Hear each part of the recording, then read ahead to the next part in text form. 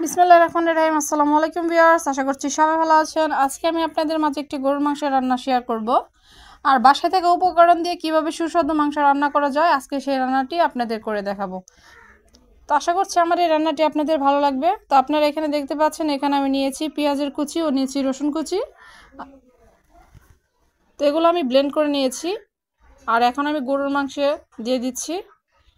আর এখন জিরে বাটা দিয়ে দিলাম, আর এখন দিয়ে দিচ্ছি আমি আদা বাটা। তো চট জলদি বাসায় আপনারা চাইলে এইভাবে সুস্বাদু গরুর মাংস রান্না করে খেয়ে নিতে পারেন। তো এখন আমি দারচিনি এলাচ দিয়ে দিলাম, আর এখন দিয়ে দিচ্ছি হলুদের গুঁড়া, মরিচের গুঁড়া, লবণ। তো এই সব মশলাগুলোর উপরে এখন আমি দিয়ে দিচ্ছি সয়াবিন তেল। আর এই মশলাগুলো এখন আমি চামচের সাহায্যে সবগুলো মাখিয়ে নিব। অনেকে আসলেই যে কোনোভাবে রান্না করে নিতে পারেন, কিন্তু এভাবে যদি রান্না করেন আশা করছি রান্নাটার আসল স্বাদটাই আপনারা পাবেন। তো এই সবগুলো মশলা মাখানোর পর এখন আমি এগুলো ঢেকে দিচ্ছি 20 মিনিটের জন্য, মেরিনেট করার জন্য।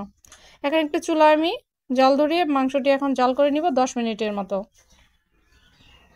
তো 10 মিনিট পর দেখতে পাচ্ছেন মাংস থেকে প্রচুর পরিমাণের পানি বের হয়েছে।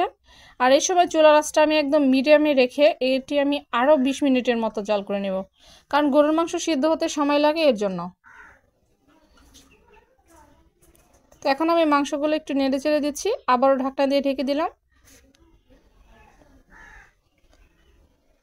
তো এই পর্যায়ে দেখতে পাচ্ছেন মাংসের যে অবশিষ্ট পানি ছিল এগুলো সব শুকিয়ে গিয়েছে, আর মাংস থেকে পর্যাপ্ত পরিমাণ তেলও বের হয়েছে। আর এখন এই মাংসগুলো আমি উলটপালট করে দিচ্ছি। খুবই অল্প উপকরণে আপনারা বাসায় এইভাবে মাংস রান্না করতে পারেন। তো এখানে আমি গরম পানি ব্যবহার করেছি, আপনারা চাইলে ঠান্ডা পানিও দিতে পারেন। গরম পানি দেওয়ার কারণ হচ্ছে মূলত এটি তাড়াতাড়ি সিদ্ধ হয়ে যাবে। তো এখন আমি তেজপাতা দিয়ে দিলাম, কারণ আমি প্রথমে তেজপাতা দিতে ভুলে গিয়েছিলাম। আর 3টি কাঁচামরিচ, আর এই 3টি কাঁচামরিচ এখন আমি ভেঙে দিচ্ছি।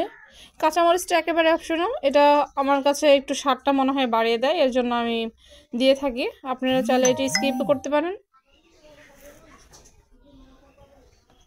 তো এভাবে আমি এটি কিছুক্ষণ সময় জাল করে নিব, কারণ আমার মাংসটা অনেকটাই সিদ্ধ হয়ে গিয়েছে। আর এখানে আমি দিয়ে দিচ্ছি গরম মশলা গুঁড়ো, এটা হচ্ছে স্বাদটা বাড়ানোর জন্য। আপনারা যদি বাসায় না থাকে এটা নাও দিতে পারেন। তো আমার রান্না এখন একেবারে কমপ্লিট, আর একটি সুন্দর স্মেলও বের হয়েছে। তো দেখতে পাচ্ছেন রান্নার ফাইনাল লুক। আশা করছি আমার রান্নাটি ভালো লাগবে, আর যদি ভালো লাগে অবশ্যই আমার চ্যানেলটি সাবস্ক্রাইব করবেন, লাইক করবেন, শেয়ার করবেন এবং ফলো